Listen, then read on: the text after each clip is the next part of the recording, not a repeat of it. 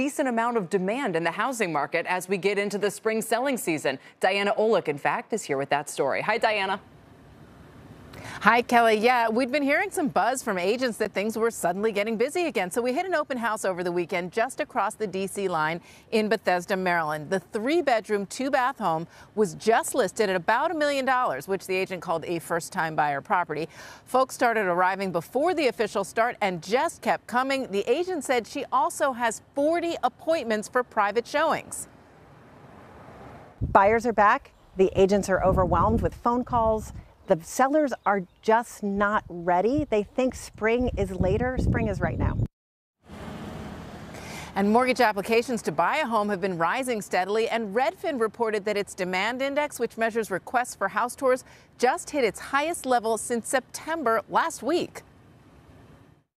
I have a feeling like this kind of craziness about the market is not really going to get better in the near future. So I think there's no necessarily reason to wait. You just have to buy.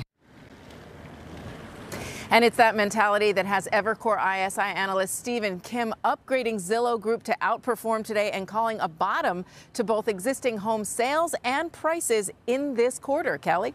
Wow. This kind of jives with what we've noticed around town as well. Diana, stick around. Our next guest is also seeing some demand signs of firmness. New Black Knight data shows a 32% jump in mortgage rate lock volumes last month. That snaps a 9-month streak of declines. Let's bring in, you know him, everybody, Andy Walden. He's here for more on this. Andy, it's good to see you again. This sounds like it surprised you even. It did, right? I think there's a couple interesting storylines. I mean, there is a return in demand. There's no doubt about it. And if you look at our Optimal Blue data for January, you saw a bump.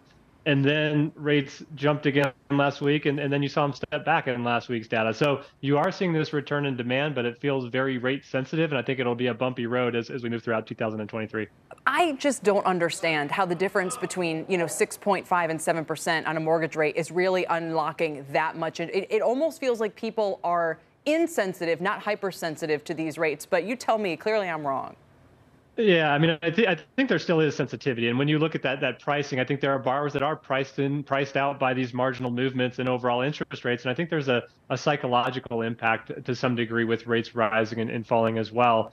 But certainly a bump in January. I think it expected it went above what some of us were expecting in terms of overall volumes. The other thing, Diana, that I've heard from realtors is them saying, look, there's a decent amount of demand out there, but that people should list their homes early if they kind of want to capitalize on it. So are we pulling forward demand possibly? Could it almost seem like, hey, we're off to a good start, but then it doesn't continue, Diana?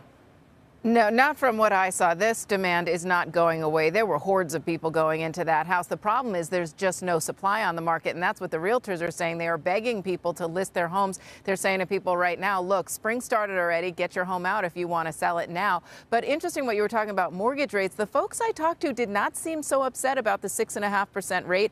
They said it's down from 7.5% in the fall. Right. They were kind of used to the 6 now, believe it or not. And even some cash buyers I spoke to said there are so many other cash buyers on the market. They're not feeling like they have any kind of advantage. No, I think that's absolutely true. And Andy, I was driving through town and there was, a backup on a road there's not usually a backup on. I thought that's odd. It was kind of right. It was like 1 o'clock on a Saturday afternoon. Well, it was because there was an open house and there were cars backed up trying to get into the driveway. And I've seen this house, by the way, was on the market in the past. It is not like the creme de la creme here. And that just tells me, to Diana's point, that there's still demand. So Andy, if this all bears out, what does it mean for demand, for prices, for the market for the next couple of months, do you think? Well, I think the interesting part, and Diana touched on this as well, is the supply component here, right? Because we are seeing a deficit of supply, and it's actually gotten worse. We saw 25% fewer homes listed in January than we traditionally do, and we saw our deficit of inventory go from 38 to 43%.